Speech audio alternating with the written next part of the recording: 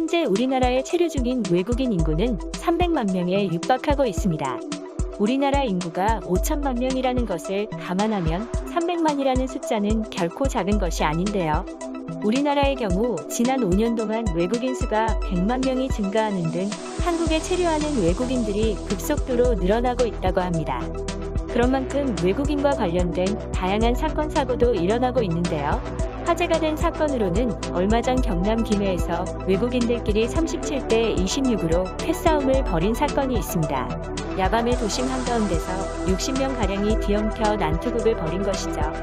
외진 곳도 아니고 유동인구가 많은 중심가에서 이러한 일이 발생했다는 것이 믿기지 않는데요. 60명이나 되는 많은 사람들이 차를 나누어 타고 도착하는 모습은 액션 영화를 방불케 했습니다. 외국인들이 무리지어 패싸움을 벌이고 있는 것을 목격한 시민들이 놀래서 신고 전화를 했고, 신고를 받은 경찰관이 등장하고 나서야 난투극이 중단되었습니다. 경찰의 발표에 따르면 집단 난투극에 가담한 외국인들은 러시아, 카자흐스탄, 키르기스스탄 등 구소련 국가 출신 고려인과 귀화한 한국인 등 다양하게 구성되어 있었다고 하는데요. 한 패거리는 수도권에 본거지를 둔 조직성 단체이고, 나머지 한 패거리는 부산에서 주로 활동하는 외국인들이라고 합니다.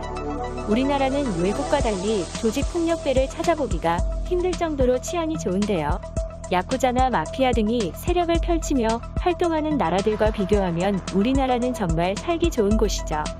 그러나 최근 벌어지는 사건들을 보면 우리나라에도 외국인들을 중심으로 다시 조직들이 생겨나는 것이 아닌가 하는 불안감이 들 때가 있습니다. 또 며칠 전에는 캄보디아인들이 패거리를 나눠 집단 난투극을 벌이기도 했습니다.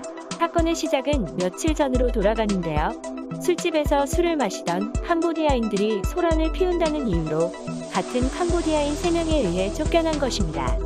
이에 쫓겨난 캄보디아인들을 포함한 8명은 앙심을 품고 며칠 후부터 술집 앞에서 대기하기 시작했고, 자신들을 쫓아냈던 3명이 나타나자 패싸움을 벌이기 시작했습니다. 술병과 흉기까지 휘두른 심각한 패싸움의 결과 1명이 중상을 입고 병원에 실려가기도 했는데요. 사람이 많은 중심가에서 이러한 일이 아무렇지 않게 발생한다는 것은 정말 심각한 문제가 아닐 수 없습니다. 뉴스에서는 자극적인 것들만 보도하기 때문에 자칫 외국인들이 전부 나쁘다고 생각할 수 있으나, 낯선 먼 나라에 와서 하루하루 힘겹게 살아가고 있는 성실한 외국인들도 많습니다.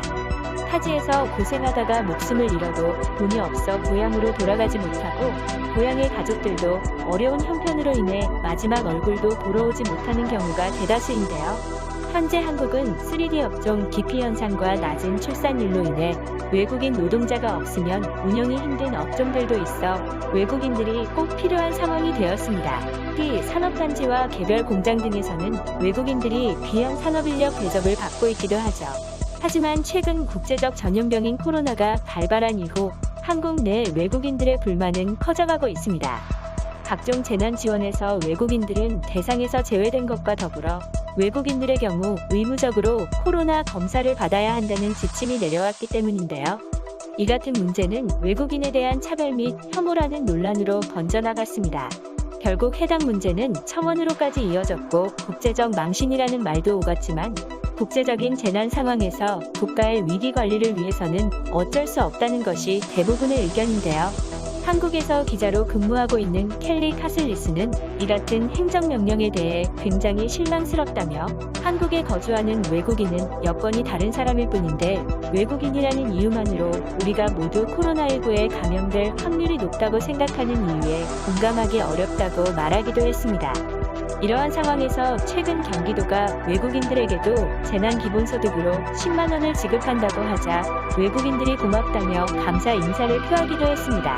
한 외국인은 10여 년 동안 한국에 살면서 지원을 받아본 적이 없어 외국인도 생각해준다는 느낌을 받은 것이 이번이 처음이라며 정말 고맙다고 말하기도 했고, 또 다른 외국인은 자신이 일하던 농장이 문을 닫아 수입이 없는데 지원을 받게 되어서 정말 다행이라고 말하기도 했습니다.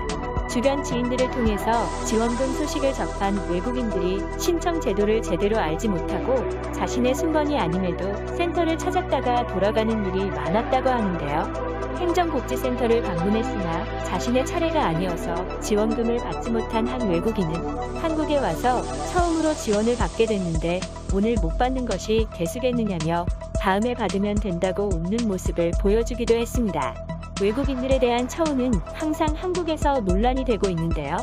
한국인들도 어려운 사람이 많은데 외국인들에게 왜 지원을 하냐는 주장과 외국인들도 세금을 내므로 당연히 지원을 해줘야 한다는 주장이 부딪히고 있습니다. 그러면 오늘 이야기는 여기까지 하도록 하겠습니다. 제 이야기가 마음에 드셨다면 구독과 좋아요 부탁드립니다. 감사합니다.